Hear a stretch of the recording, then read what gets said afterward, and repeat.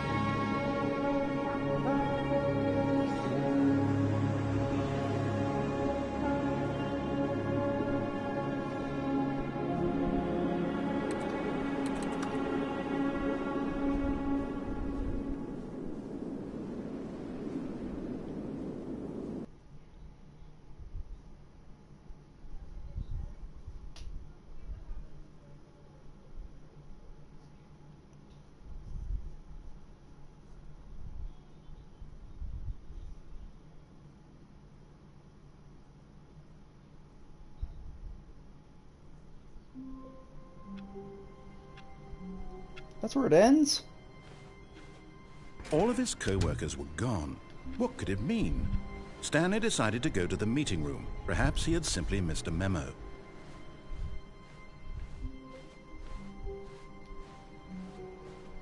Well, what do I do after something like that?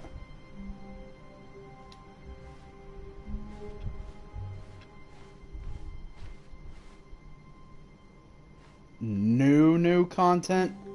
Oh, good. You notice my sign. Yes, I have something very exciting to show you.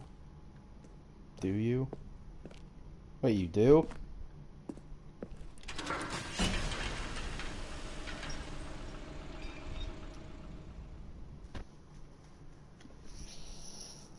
I felt like I was in there for like an hour.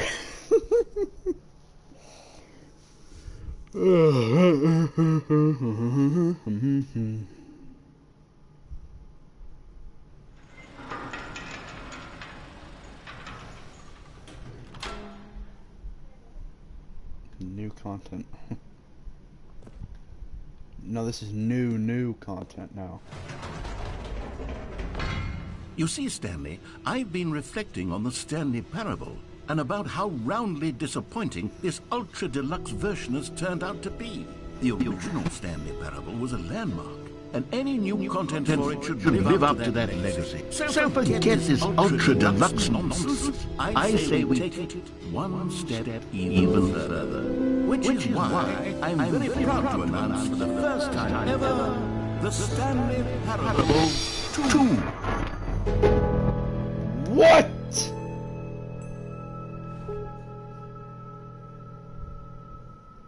Yes, you see, isn't this far superior to a measly port with a few minor issues? Think of all the new territory we'll cover with a fully fledged sequel. An entirely new experience, built from the ground up. Why, there are so many possibilities. It could go in so many different directions.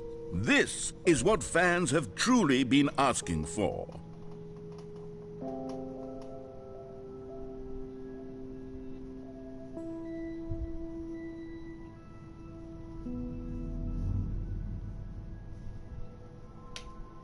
Wow. Who never knew? I guess it's gonna say the sequel's now paused, isn't it?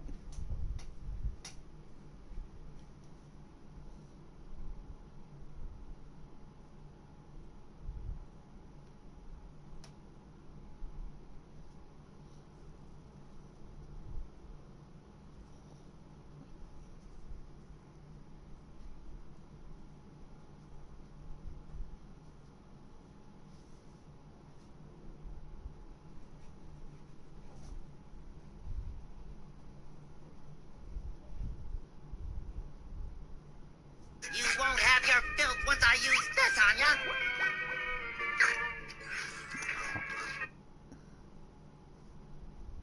And, alright, let's play the sequel.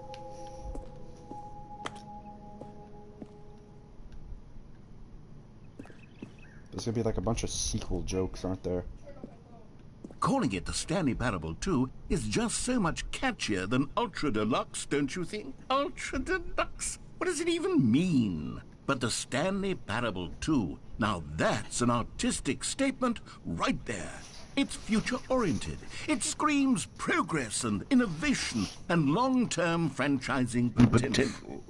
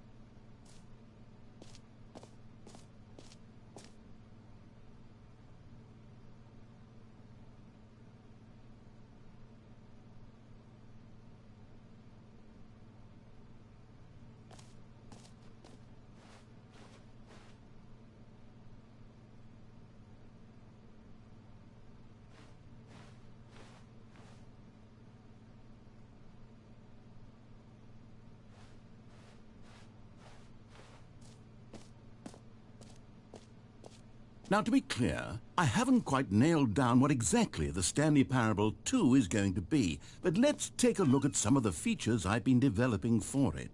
I figure that if I can loosely organize a handful of interesting concepts, that surely the game will sort of naturally spring up around them. It'll all work itself out. Game development is much more of a fuzzy magic than anything scientific or logical, really.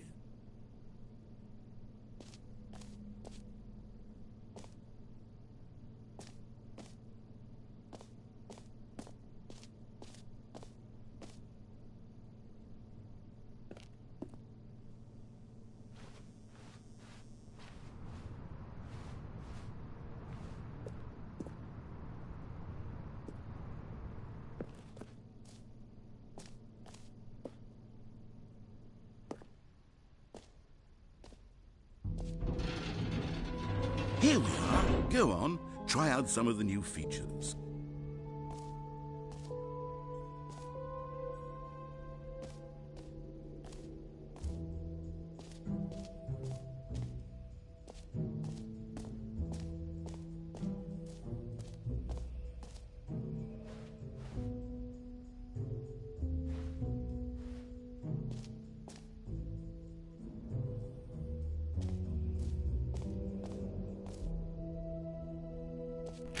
For the Stanley Parable 2, I asked myself, what do players really want? And of course, the first and most obvious answer is that they want to be individually recognized and validated as people. So with that in mind, my first addition to the game is this button which speaks the name of the person playing the game. Isn't that wonderful?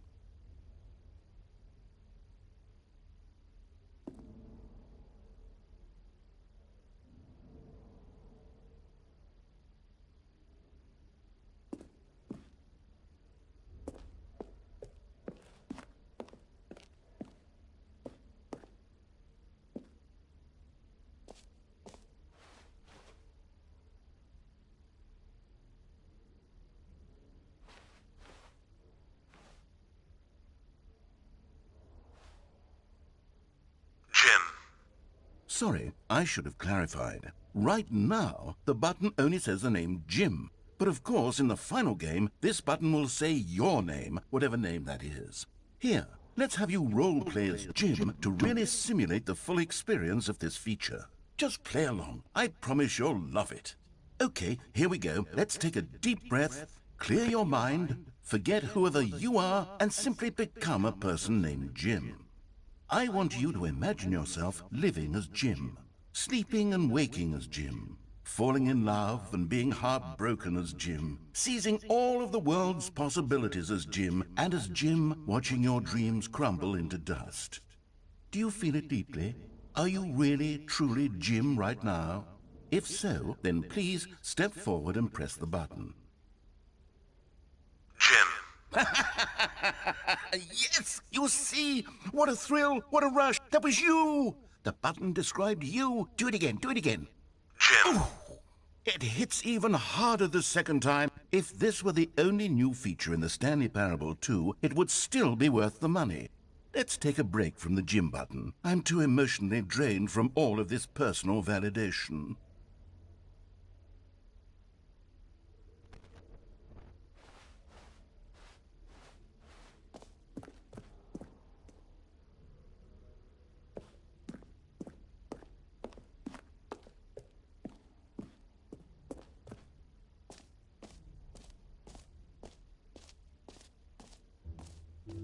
I suppose I could allow only people named Jim to play the Stanley Parable 2. That would actually save me the work of finishing this feature.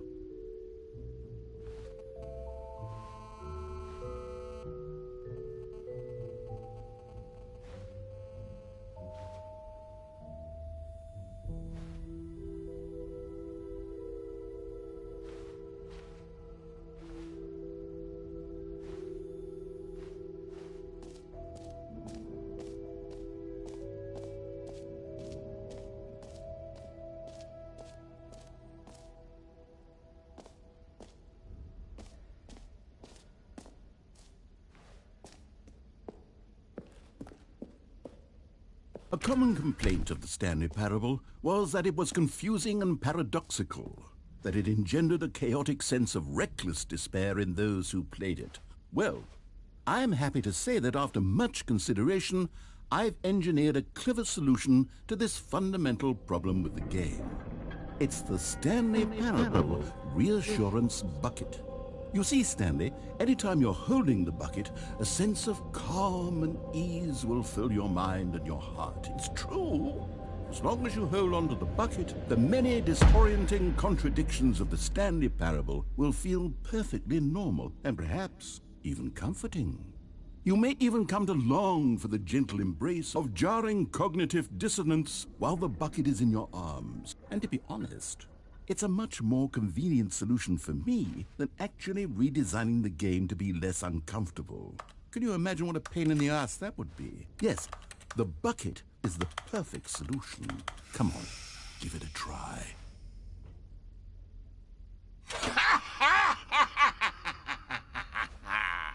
Can you feel it? The glow of comfort, even in the face of crushing despair, must already be sweeping through your body. And in fact, can I say that I do believe the bucket lends you an air of charisma as well? I think that just holding it has made you the slightest bit more attractive as a person. The benefits of the bucket seem to go on, don't they? All this and more await you in the Stanley Parable 2.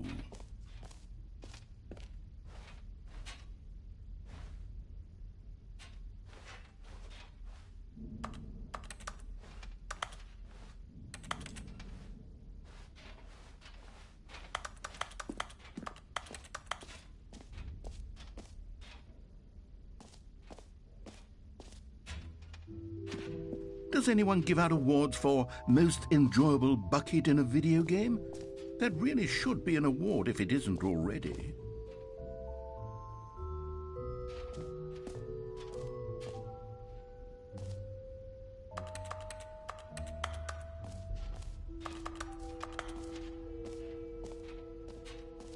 Okay, I'll be honest, I haven't yet decided on this one. I think that in the new version, the office could use a bit of decoration, like balloons. But I'm undecided on Get Well Someday and Happy 12th Birthday. Which would you go with?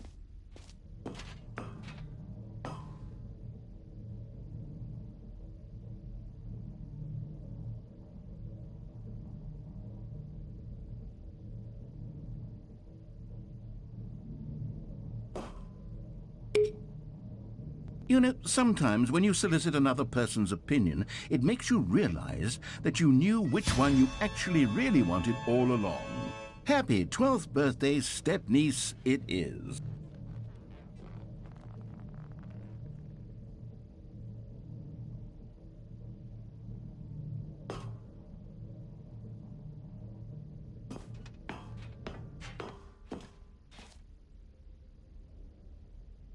Or actually, maybe I should have gone with... No, I've made my decision. We're moving on.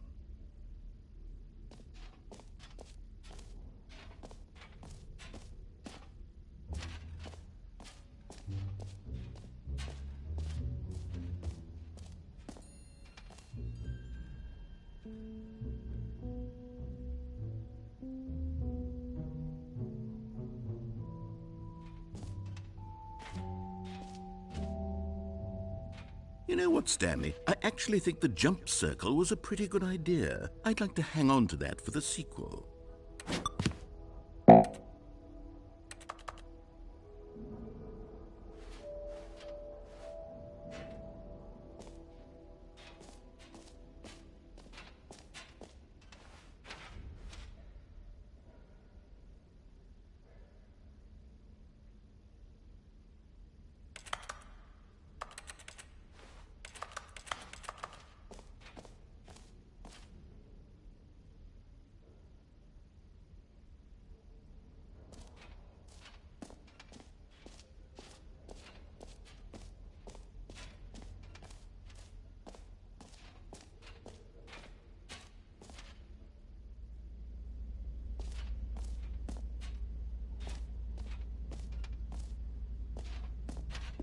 Stanley, here's an idea that I'm truly fond of. It's never been done before in a video game. This is, in fact, a hole that you can fall down forever. That's right. Infinite falling. You can fall until the end of time, if you like. A stunning leap forward for video games as a medium.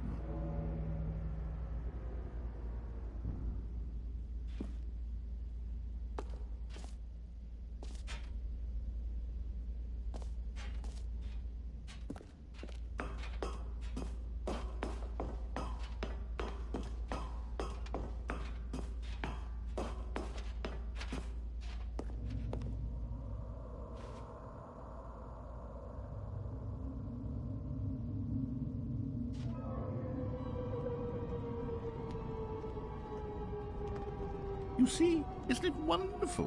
One of my more ingenious concoctions, if I do say so.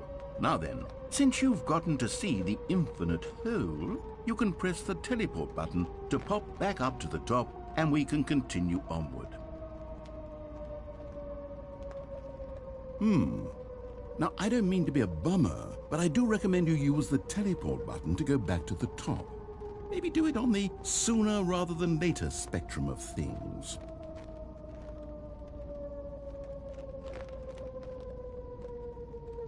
Okay, Stanley, I don't know quite how to say this tactfully, but it's possible that I slightly exaggerated the infinite nature of the hole. Is it a very, very deep hole? To be certain it is. It's an extremely deep hole. I don't want anyone to say that it isn't an astonishingly deep hole. It is. Is it infinite? Well, that sort of depends on your definition of infinity. From one perspective, the infinite is merely philosophical in nature. It's more of a... Great. Now, I'm very excited to show you even more of my ideas for the sequel.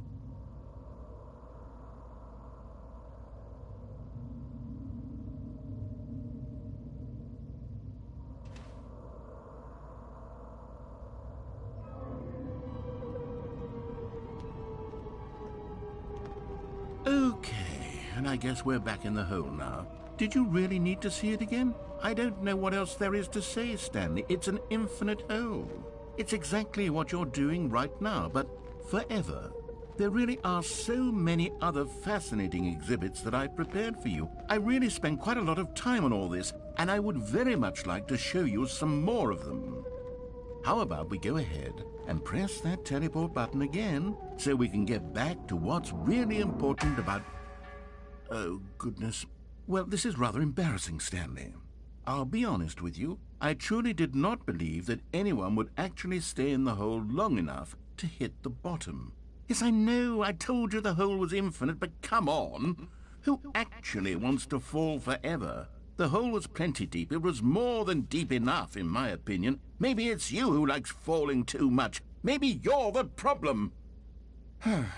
Look, things got a little heated there. I think we both said some things we didn't mean. Why don't we just put all this behind us and agree to just call the hole mostly infinite? If that works for you, then go ahead and press the teleport button to warp up to the top of the hole and we can move on. I'll just be up here when you're ready.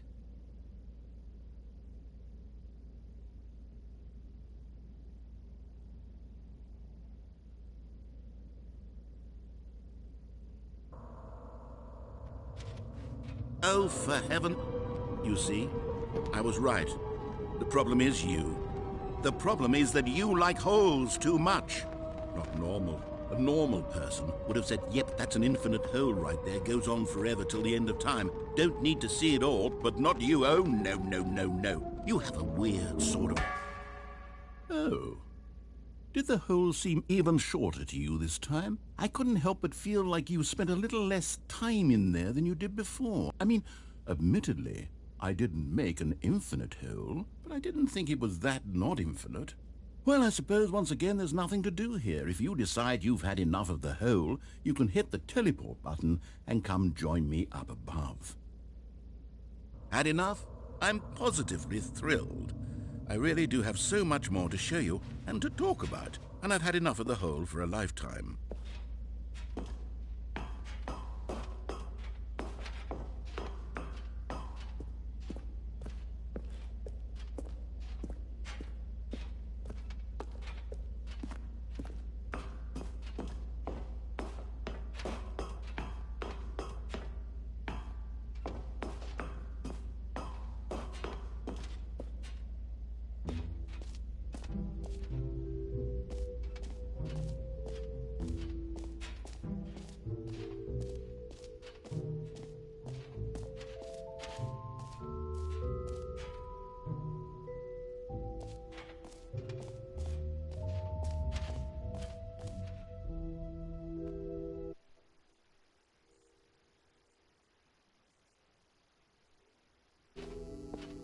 Now here's something special. You remember that broken test trophy that got left in the game on accident? Well, I'm developing a technology to simply give you the trophy. Yes. You see, you'll come to this lever, and when you pull it, the trophy will be given to you. It's as simple as that.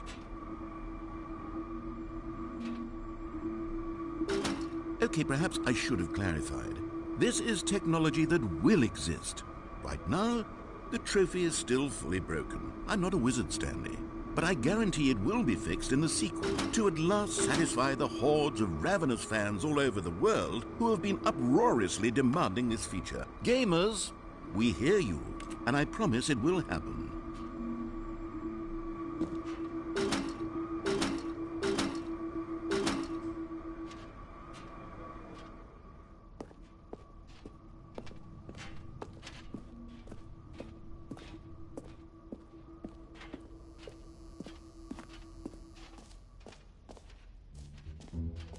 What else? What other exhibits haven't we seen yet?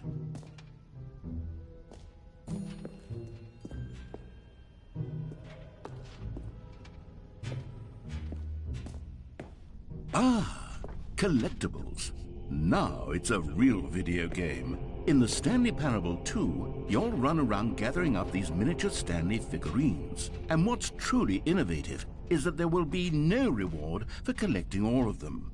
I don't want to stifle the intrinsic joy of watching a number go up. You simply collect all of them, and then you move the hell on with your unremarkable life.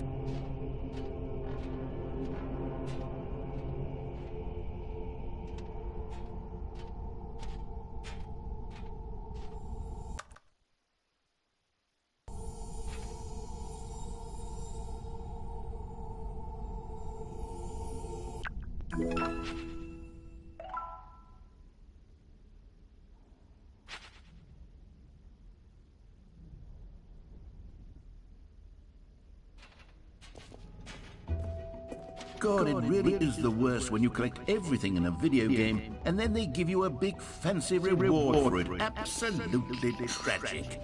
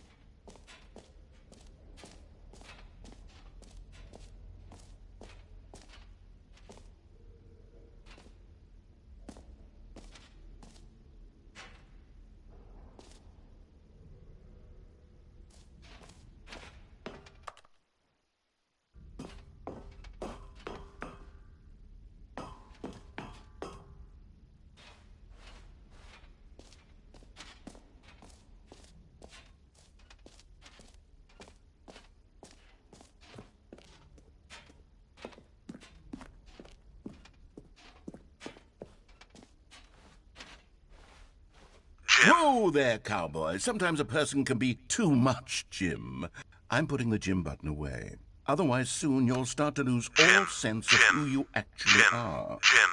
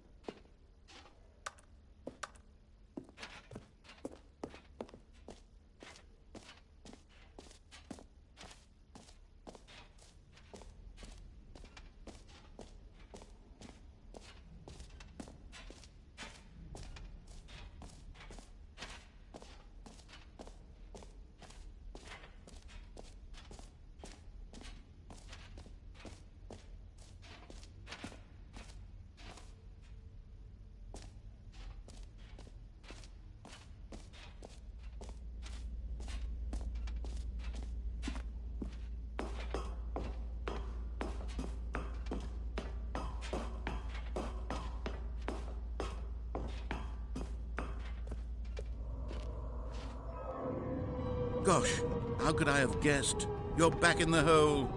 If this starts to become a thing where... Wow. Okay. Yes. I'm starting to become extremely certain that the hole is not only not infinite, but that it's growing steadily less and less infinite. I suspect that I'm starting to hit the point where it's no longer feasible to call the hole infinitely deep, even by the lax overall standards for accountability and marketing. What's going on here? Stanley, I have no explanation for the uncertain nature of the hole's length. Here, let's try something. Let's pop back up to the top, and we'll see if it gets any shorter. Well, there it is. The shame of my lie has come to haunt me. How is this still appealing to you? I know you're obsessed with holes, but at this depth, I just can't see this scratching the itch. Oh, who am I to judge? You just do whatever it is you're here to do and hit the teleport button when you're ready to move on. Is the, teleport button not working? You sure? Well, I mean, I really don't have an explanation. Still nothing? Well, I suppose there is one thing I can do to fix this. I'm out. Goodbye, Stanley. You couldn't bear to be away from the hole, and now you'll get more time with it than you could ever have asked for. It's a win for everyone. You get to be with the hole, I get to do literally anything else. Take care, Stanley. I hope you and the hole have a wonderful rest of eternity together.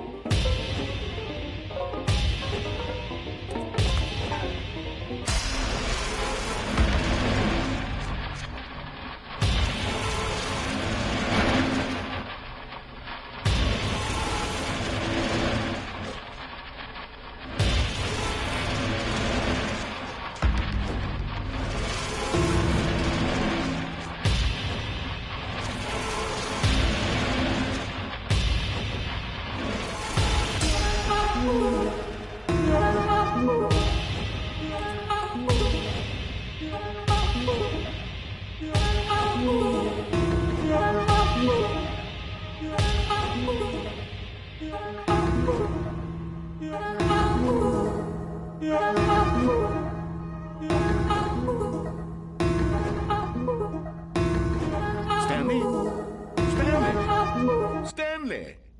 Oh, good, you're awake. It seems you had sort of dozed off there, drifting away into dreamland.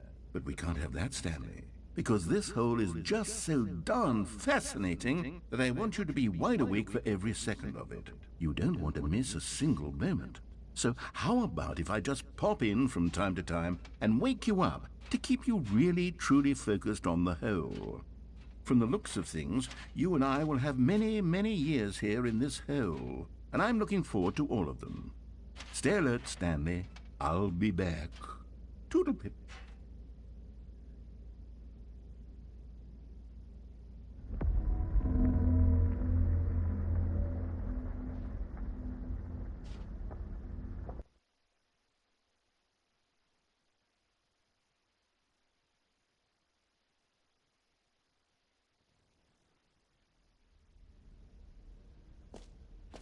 Here we are. Go on, try out some of the new features.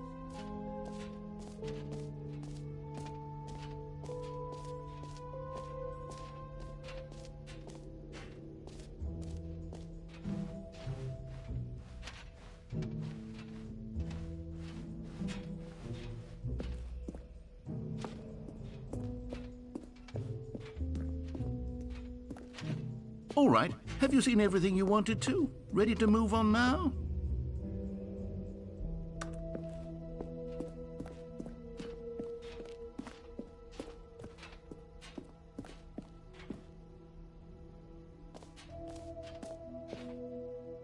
So, Stanley, what do you think? Do you like all of the new features? Yes, I know it's not exactly clear yet how exactly these features will come together as one single coherent video game, but I can feel it in my soul. It's going to work. There's definitely a good game in there somewhere. Say, let's do an experiment. I'll arrange these new features together, and we'll see whether or not it coheres into a meaningful gameplay experience. Okay. Are you ready? Here it is. I give you the Stanley Parable 2.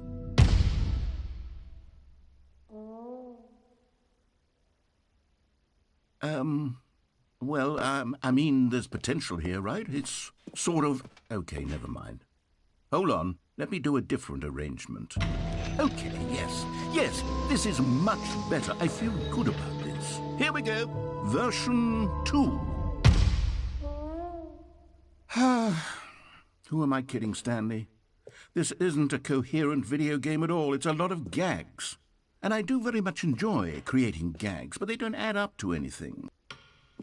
I wanted more than anything to create a sequel that would capture all the magic of the first game. I wanted fans to love it. No matter how good these gags are, they won't stand on their own. They would need the structure and the gameplay of the original. Wait, maybe that's it. I can take the original Stanley Parable and simply, well, insert a few of my new features into it. Tastefully, of course. With respect. With care for the vision and integrity of the original game. Would it possibly work? I suppose it could. But it would need a really, really tremendous title screen. A title screen that says with bold and uncompromising conviction, "This is the Stanley Parable 2." Let me see if I can whip something up. All right, perfect. Go ahead. Take a look.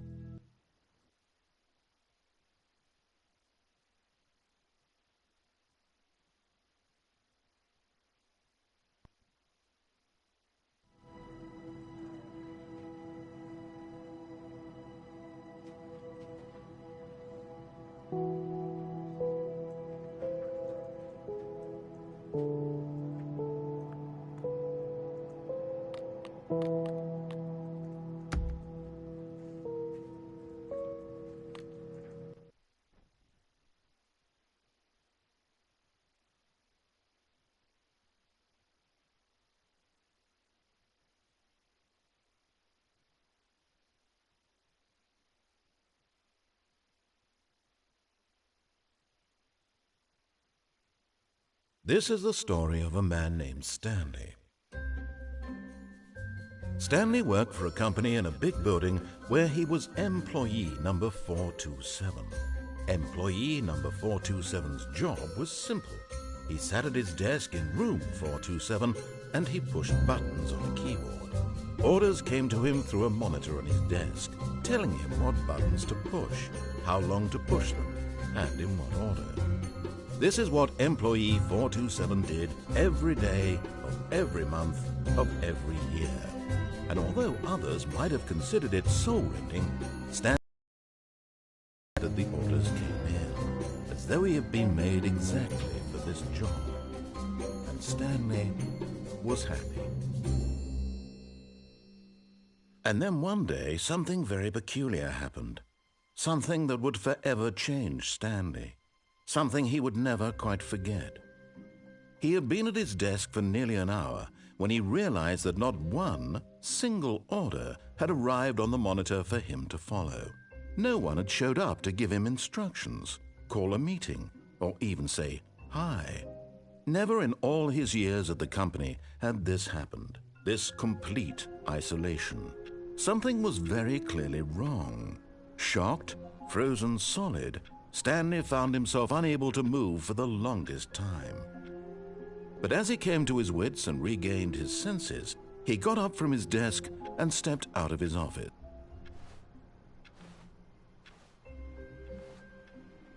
All of his co-workers were gone. What could it mean? Stanley decided to go to the meeting room. Perhaps he had simply missed a memo.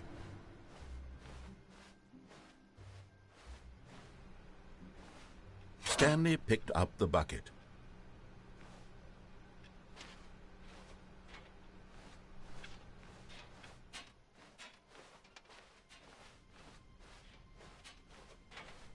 Stanley clutched the bucket tightly to his chest and entered the door on his left.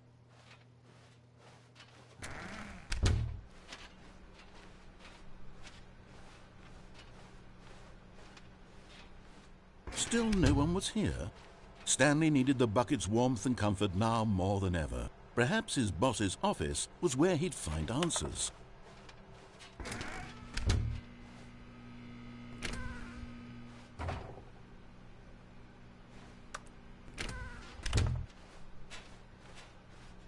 Coming to a staircase, Stanley and the bucket walked upstairs to the boss's office.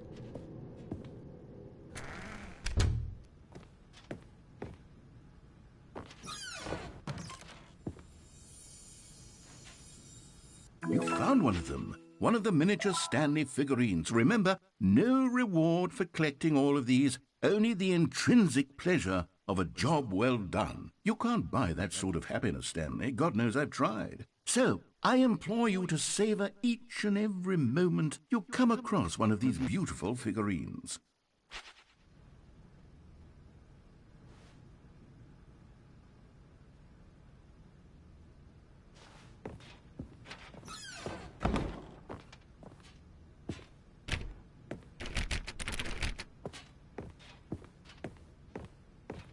Stepping into his manager's office, Stanley was once again stunned to discover not an indication of any human life.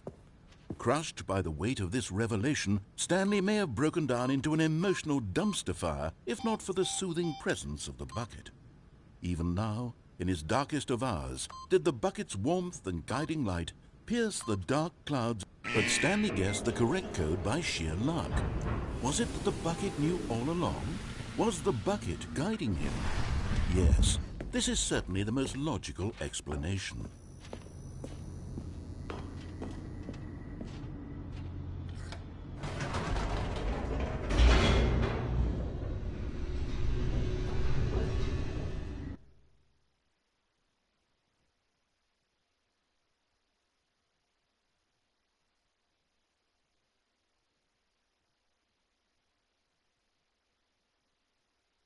The elevator raced downward, plummeting towards an unknown fate. It would be all Stanley could do to keep himself together, if not for the bucket. Soothing him, comforting him, reassuring that in this darkest moment of uncertainty, he would be all right. The bucket is here for you, Stanley. Everything will be fine.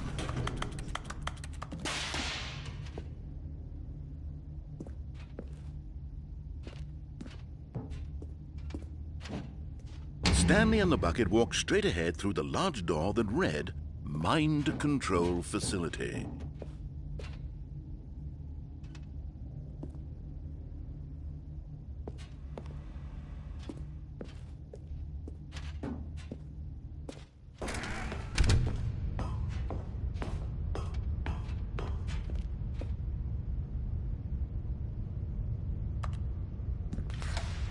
lights rose on an enormous room packed with television screens.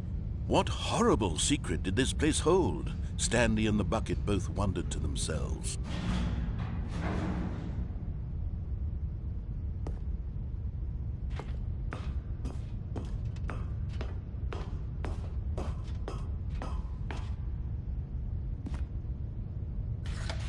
The monitors jumped to life, and Stanley nearly dropped the bucket in shock.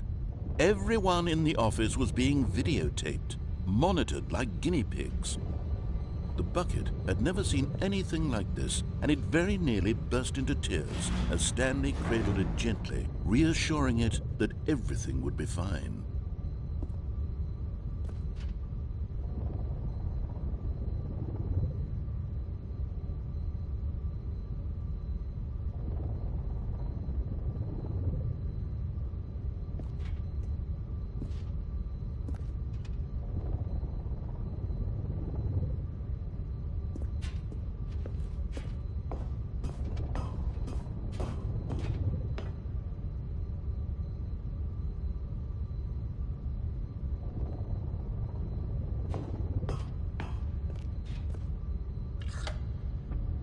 Was the bucket under the mind control facility's influence as well? Had the bucket been told to do things it didn't wish to do? What kinds of things does a bucket want to do or not want to do in the first place? These questions raced furiously in Stanley's feeble mind. No! He screamed into the bucket. He couldn't accept it. His own life in someone else's control, never! He squeezed the bucket tighter, his one friend in the entire world. At this point, he could trust no one except for the bucket. But here was the proof. The heart of the operation. Controls labeled with emotions, happy or sad or content. Walking, eating, working, all of it monitored and commanded from this very place. And as the cold reality of his past began to sink in, Stanley decided that this machinery would never again exert its terrible power over another human life. For he and the bucket would dismantle the controls for good. Two best friends, Stanley and the bucket, up against the world. They high-fived in a really cool way, and the bucket made a sassy comment about taking down the system.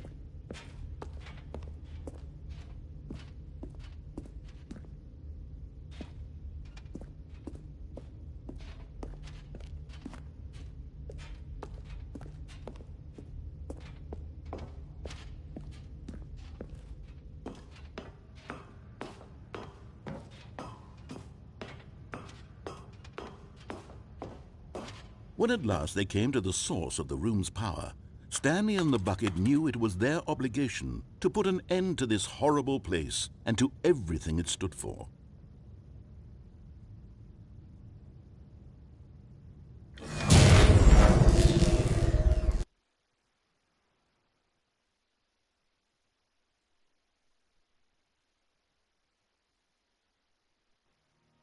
Stanley and the bucket waited in blackness. Was it over? Yes, they had done it. Stanley and the bucket had defeated their greatest and darkest enemy, freed themselves from the tyrannical grip of the evil mind control machine. Freedom was now mere moments away. Excitedly, the two of them began to discuss the kind of life they wanted to live once they stepped through this massive door. The bucket wanted to learn to roller skate. Stanley wanted to sneeze in every country on Earth. Both of them wanted to begin watching a movie, any movie, but then stop it halfway through and begin watching it in reverse from the end. True, it was a simple life they envisioned, but it was one they'd lived together, with one another to lean on, to trust, to support, and to... What? Wait. What was happening? Why had the door stopped? Was Stanley and the bucket not about to be freed? An unbearable silence filled the room, lingering in uncertainty, until finally the truth hit Stanley square in the face. This building did not want the bucket to leave. Even the facility itself recognized the incredible calming presence of the bucket, needed the soothing warmth of the bucket, would go to any lengths not to part with the bucket. No, no, no. Stanley can't leave this place. Not while he has such a precious bucket in his arms. Not while this building has anything to say about it. Stanley realized he would never again leave this very room. But at least he has the bucket. To be trapped eternally in darkness isn't really so bad, Stanley thought to himself. As long as I have my bucket with me, right? I'll be okay, won't I? Stanley gulped. Very soon now, he was about to find out.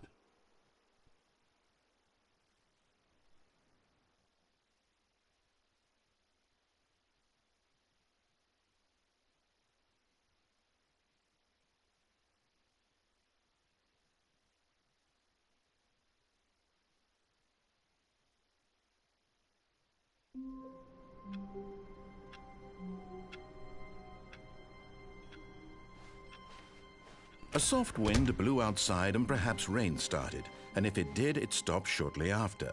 Stanley hoped that he would one day see weather.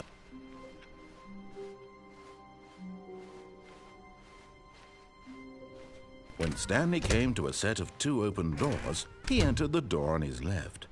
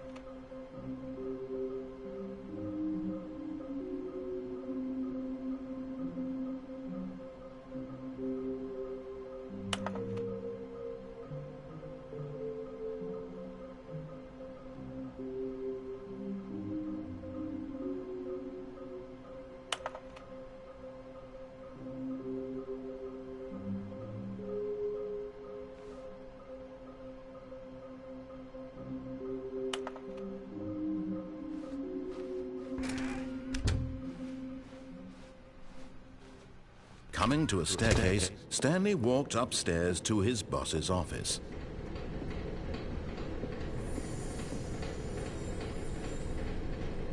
Another miniature Stanley figurine. This, there really must be a snappier name for these things. What about mini-stands? Stanley figs? What about Stanlerines? Yes, I think I like that. Another Stanlerine under your belt.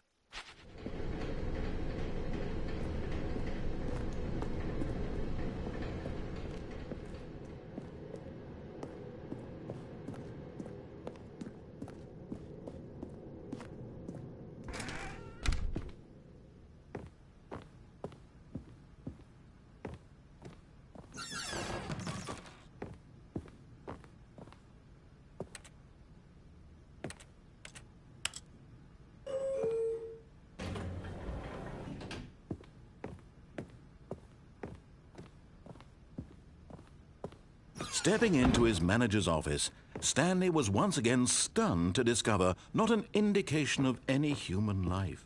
What could it mean? Stanley wondered aloud to nobody. He began wildly tearing through papers on... Stanley was in such a rush to get through the story as quickly as possible, he didn't even have a single minute to just let the narrator talk. That kind of anxiety isn't healthy, so he relaxed for a few moments with some calming New Age music.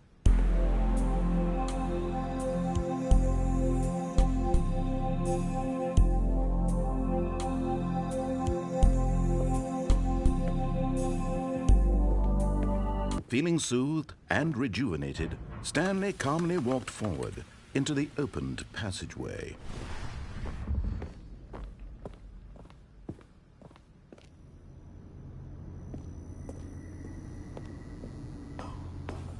Okay, I'm going back to the name of these little Stanley figurines, and now I'm torn between Stanlerines and Figlies. What do you think, Stanley? What name better encapsulates the intrinsic sense of happiness that you get from seeing a small number in the corner of your screen go up by 1? Let me sit on it. I'm sure it will come to me.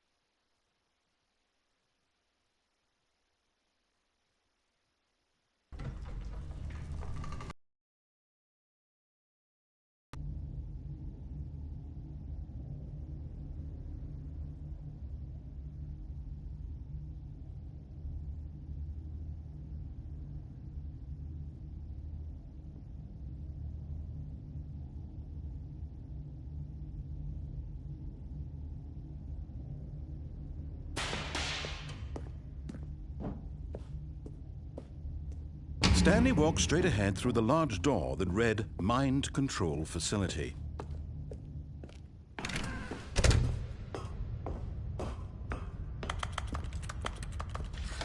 The lights rose on an enormous room packed with television screens.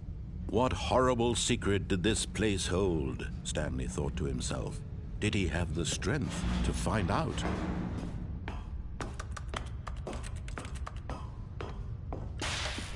Now the monitors jumped to life, their true nature revealed. Each bore the number of an employee in the building, Stanley's co-workers. The lives of so many individuals reduced to images on a screen, and Stanley, one of them, eternally monitored in this place where freedom meant nothing. This mind control facility, it was too horrible to believe. It couldn't be true. Had Stanley really been under someone's control all this time? Was this the only reason he was happy with his boring job? That his emotions had been manipulated to accept it blindly? No, he refused to believe it. He couldn't accept it. His own life in someone else's control? Never! It was unthinkable, wasn't it? Was it even possible? Had he truly...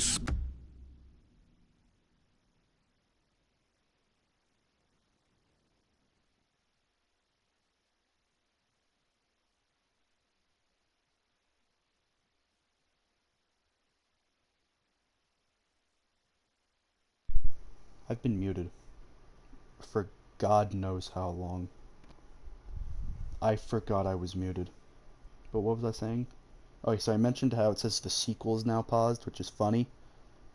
And I was saying, oh, we have a viewer. It's been 10,000 years since we've had a viewer. You've missed so much. Literally, I feel like I've been playing this game for like a month straight. But it's only been 4 hours. Please, viewer, speak your name. I want to know your identity. Right now. And if it's true memer, then I'm gonna be Spent so his sad. entire life utterly blind to the world. But here was the proof. The heart of the operation. Controls labeled with emotions. Happy, or sad, or content. Walking, eating, working, all of it monitored and commanded from this very place. And as the cold reality of his past began to sink in, Stanley decided that this machinery would never again exert its terrible power over another human life. For he would dismantle the controls once and for all.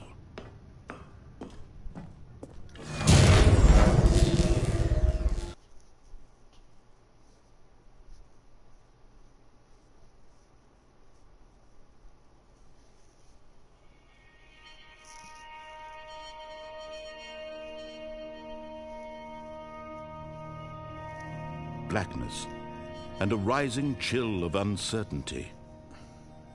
Was it over? Yes. He had won. He had defeated the machine, unshackled himself from someone else's command. Freedom was mere